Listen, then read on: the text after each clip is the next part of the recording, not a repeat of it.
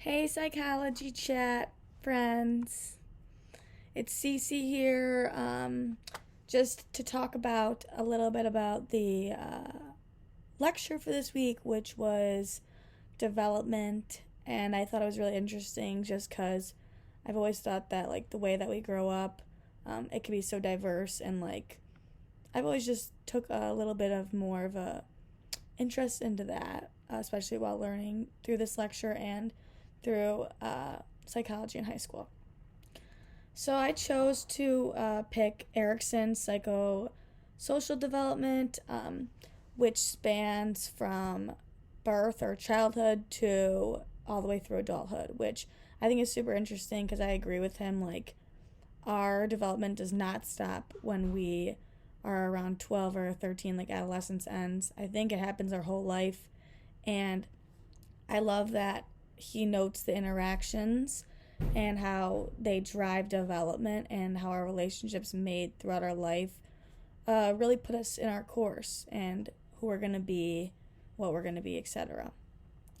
So the 8 stages of development, Erikson noted, were really interesting to me, and I'm choosing to talk about stage 5 and 6 just because that's something that I could relate to my life right now. It's super relevant.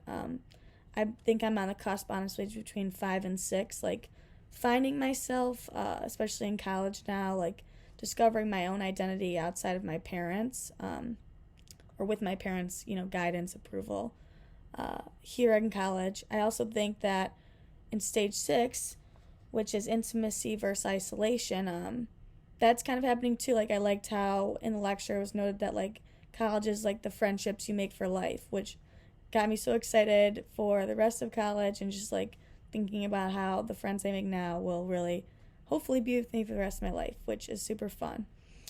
And I just think that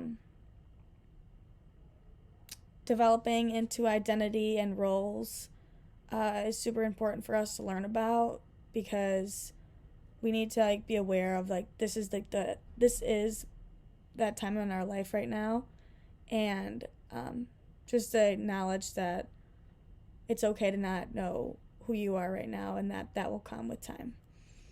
So next, we were asked to watch the supplemental videos posted below the lecture.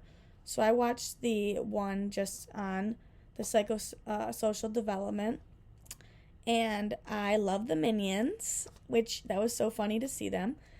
And I just thought it was interesting that they noted how the parent aspect, I didn't really think about it, but when you are at home, like, your parents can have a lot of influence on what you do and who you're friends with, etc. So I thought that was interesting because my parents always gave me a lot of independence and freedom to do what I wanted, and of course they were there with me, but they always gave me that, which I'm super grateful for.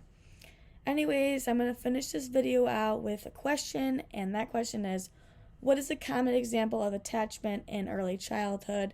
Also, did you have an attachment that you had in your early childhood? Let me know. I hope you guys have a great day. Badger up!